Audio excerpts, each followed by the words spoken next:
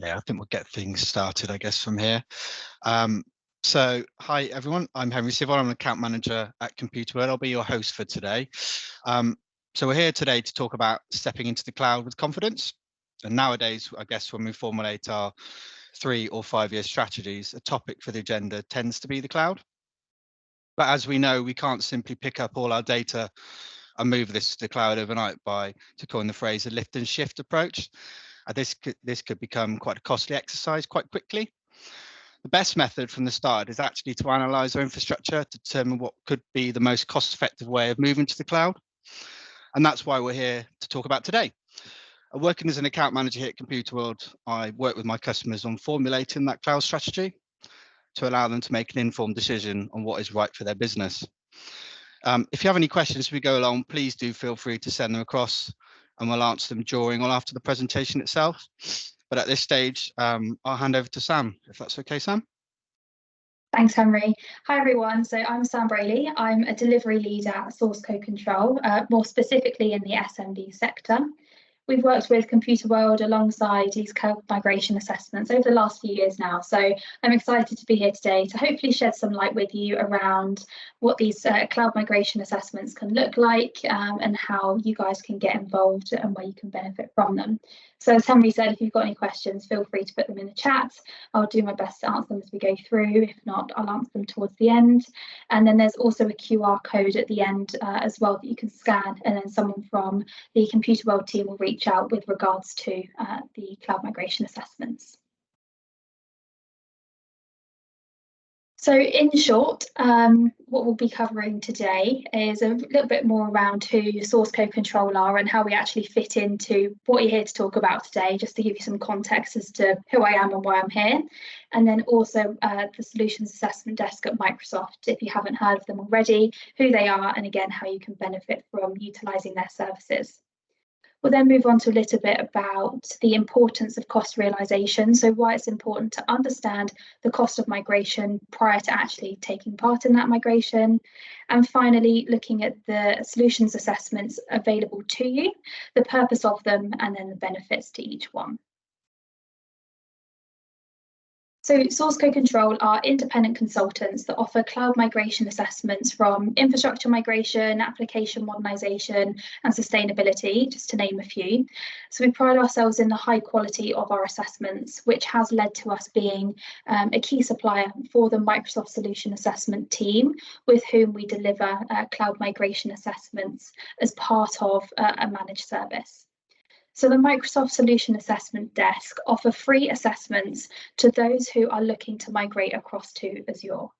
So you can leverage these free assessments by working with partners, for instance, such as Computer World, who can then put forward a nomination on your behalf so that you can leverage these solutions assessments and therefore collect data and understand a little bit more about how your migration could take place. So this financial year, we have completed nearly 500 assessments. So with each one, we do build our knowledge and experience. And by completing these across a variety of geographies and assessment types, we're pretty comfortable with all different types of customers now. So we should be able to offer you a high quality service to help with that next step.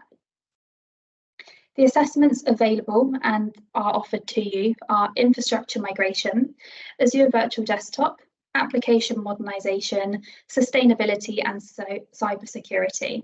So I'll go through these in a little more detail with you towards the end of the call. So the first thing I want to discuss with you today is the importance of cost realisation. So understanding the cost of the cloud and the different elements of where these costs can come from is fundamental to a successful migration.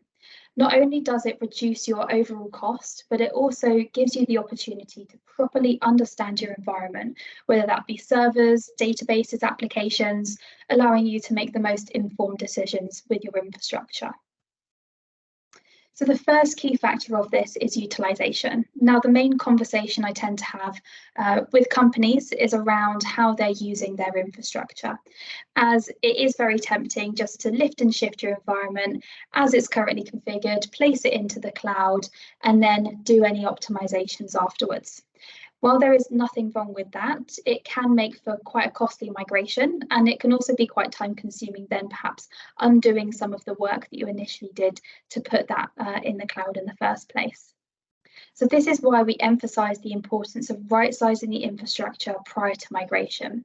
So that's the effect of understanding your utilization around CPU, RAM, IOPS, throughput, just to name a few, so that you can understand what that average utilization is and then pick a SKU that's going to be best suited to how you're using the environment as opposed to how it's currently configured.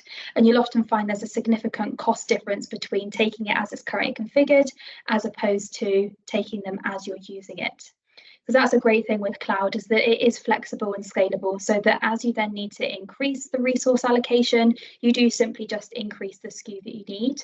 Whereas obviously when you're on premise, you're buying tin for 5, 10 years, so you need to make sure it's going to last that full length of time. So it's a slight change in thought shift, essentially, on how you want to provision yourselves.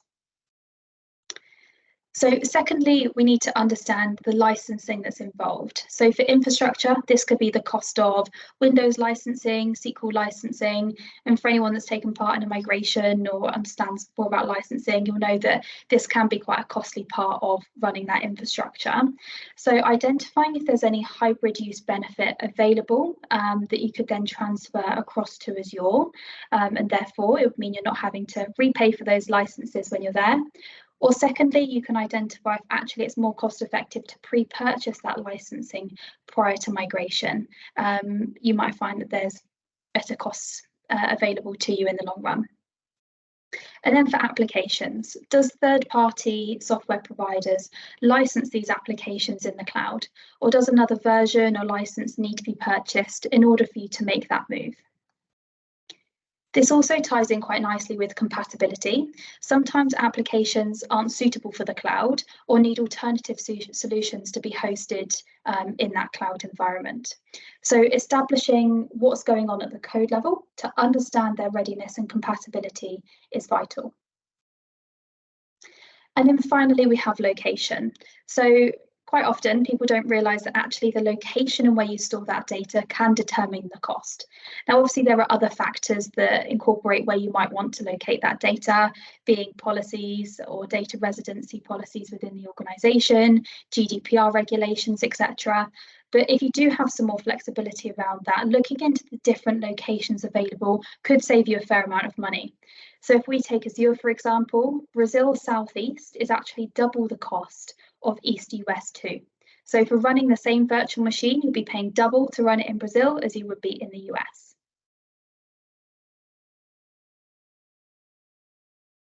So how can this be considered prior to migration, and where do we start? This is where we offer multiple assessments to help organisations like yourselves get started with their cloud journey and simplifying the process. So the most common assessment that we run is infrastructure migration. This is where we use industry-leading tools to scan your environment over a period of time, usually around 4 weeks, to understand the current utilisation of your infrastructure. So as I said earlier, CPU, RAM, IOPS and throughput.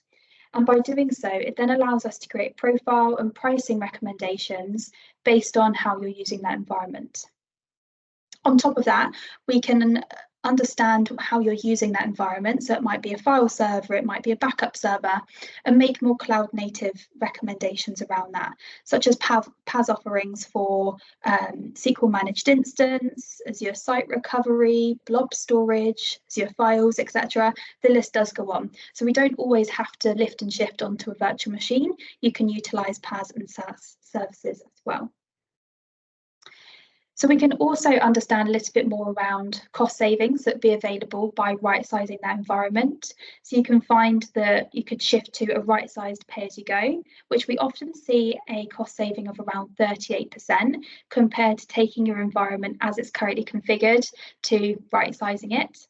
And then on top of that, you can utilise reserved instances. So by reserving the capacity in advance for either 1 or 3 years, you can then get cost benefits by doing so. We often recommend to customers that when you are migrating across to Azure, set yourself up on a pay-as-you-go SKU for the first couple of months. see how you get on with those profiles, just checking you're getting the right performance from them, and then lock yourself into the 1 and 3 reserved instances so that you can make those cost benefits. The second assessment we offer is Azure Virtual Desktop. So this is a similar concept to infrastructure migration, but it's around setting up your desktop environment in Azure instead. So there's a few options. You can use Azure Virtual Desktop, or you can use Windows 365.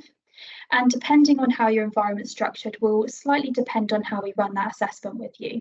So if you have workstations that everyone's using as their predominant source of work, then we can scan those workstations to understand how they're being used by the user, and then we can let you know if they're light, medium, heavy, graphic intensive users, and then provision an environment around that. Alternatively, if you're already using a virtual desktop environment such as RDS or Citrix, then we can run a workshop with you. And within this workshop, kind of be a brainstorming session to start with, where we can pick your brains with the knowledge you have on your current infrastructure, and then we can translate that into an Azure Virtual Desktop combination. So again, splitting it up into the different user groups, what sort of resource allocation do they need, specific storage types, what sort of networking costs might be involved. And then from that, you can take the information, run a pilot to check it works for you and your environment before provisioning it out to the rest of the estate. Next up, we have application modernization. So this assessment is to establish if and how applications and databases can be migrated to the cloud. So you might want to migrate it onto a virtual machine, you might want to put it in Kubernetes as your app services, SQL managed instance. There's lots of different options on how you can host those applications and databases. This assessment focuses around the 5 Rs. So whether we need to rehost, refactor, revise, rebuild, or replace those applications. To do this, we use a tool to scan down to the code level of those applications, of which then we can establish the readiness level of the applications to move to Azure. You'll then be identified with recommended and potential code changes that might need to be made, so that then you can make those changes and understand the most suitable solution for hosting the application. I just want to point out these assessments are for in-house created applications, so first-party built applications as opposed to third-party. That being because we need to be able to scan down to the code level, and if it's a third-party application, then we're not able to gain access down to that level.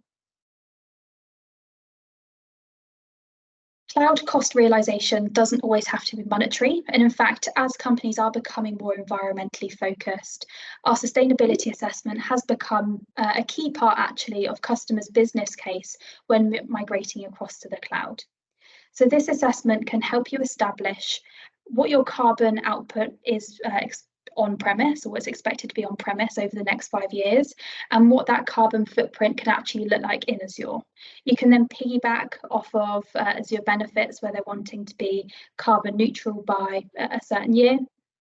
And also then you can see yourselves benefit from those policies that they're putting in place. And then finally, we have cybersecurity. So within the cybersecurity assessments, there are 2 tools that we predominantly run. So the first being CSAT and the second being Block 64. So we would choose between the 2 depending on the type of environment you've got and what you're hoping to achieve from a cybersecurity assessment. So for instance, if you're a larger organisation, you've already got a cybersecurity team in-house, you're working towards different ISO standards, then we'd probably recommend the CSAT assessment. This is a very detailed assessment where you'd start off with a questionnaire of around 60 questions, and then we can scan your infrastructure to give you recommendations on how you can improve that. So some examples of what we can scan with CSAT is your on-premise endpoints. We can look at browser history, firewall GPO status, installed applications, antivirus protection, ransomware exposures. We can then look at your cloud environment, so within Azure, your M365 environment, SharePoint Online. We can then look at email DNS, AD accounts, AD groups, just to name a few. There is quite a range that we can do with the CSAT assessment. And then we have Block 64. So Block 64 is quite a versatile tool actually, and that's what we would typically use for infrastructure migration and sometimes Azure Virtual Desktop as well. So you can do multiple assessments with one tool. Now, this is more for smaller organizations that are after an overview into their security posture.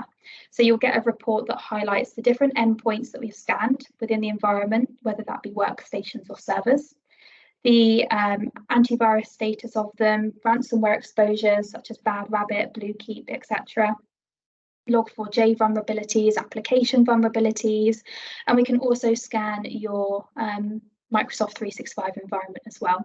So looking at your secure score, we can look at license utilizations, user utilization, and a few extra bits around that. So there is quite a range we can scan with those, and what we would typically do when you come forward requesting a cybersecurity assessment, we'll have a quick chat with you just to establish your goals for that and where you'd like to be, and then we can understand which tool will be best for you moving forwards. So that's everything from me from an assessment perspective. Hopefully that's been quite an informative but short overview into the assessments available for you. As we said at the beginning, if you've got any questions, feel free to drop them in the chat. I'm happy to look through those and answer any I can. But we do have this QR code on the screen, and I'm just going to hand over to Henry to talk a little bit more about what you can do and how you can get in touch. Yeah, sure. Thanks, Sam. Lots of food for thought there. So as the QR code is there, it's to allow you to book your solution assessment with us here. So please follow the code. Alternatively, feel free to speak to one of your account managers here at Computer World, and we'll be happy to set that up for you. But if anyone doesn't have any more questions at this stage, thank you very much for joining us today, and speak soon. Thanks, everyone. Thanks, guys.